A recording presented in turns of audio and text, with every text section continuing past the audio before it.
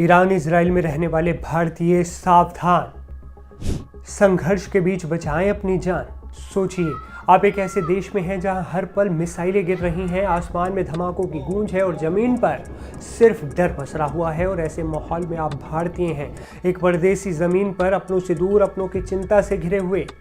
जी हाँ, इस वक्त हम बात कर रहे हैं ईरान और इजराइल के बीच जारी संघर्ष की, जिसमें अब तक 78 से ज़्यादा लोग मारे जा चुके हैं और 350 से ज़्यादा लोग घायल हैं।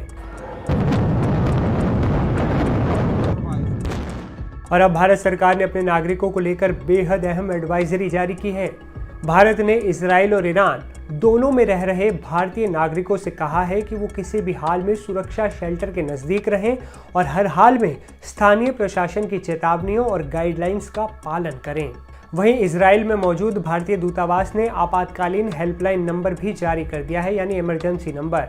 इजराइल में भारतीय दूतावास का हेल्पलाइन नंबर है +972 54 752 0711।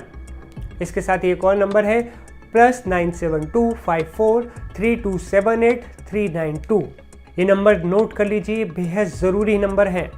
ईरान इजराइल के बीच जारी तनाव का असर सिर्फ ज़मीन तक नहीं रुका, हवाई रास्ते भी बंद हो गए हैं।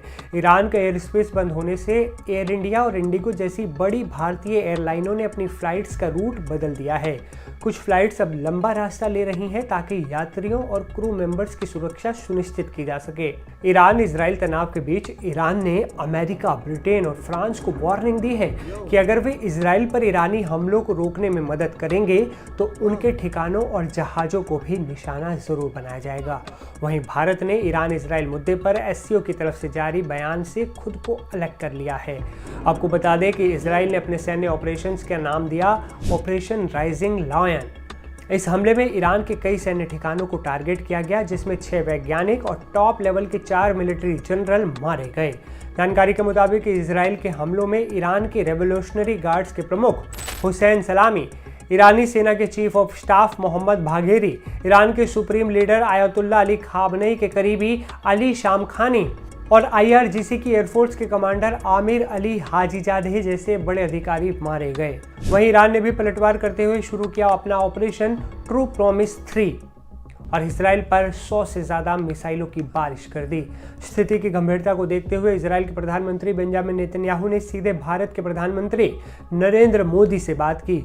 उधर अमेरिका के राष्ट्रपति डोनाल्ड ट्रंप ने ईरान को चेतावनी देते हुए कहा कि अगर परमाणु समझौते पर ईरान पीछे हटा तो और भी बड़ा हमला किया जाएगा। हालांकि ईरान के सुप्रीम लीडर अली खामनेई ने कहा है कि अब इजराइल इस जंग से नहीं निकल पाएगा। उसने युद्ध शुरू किया है, अब उसके लिए जीना मुश्किल हो जाएगा। मतलब अभी ईरान और इजराइल के बीच जारी संघर्ष थमता हुआ दिखाई नहीं दे रहा है।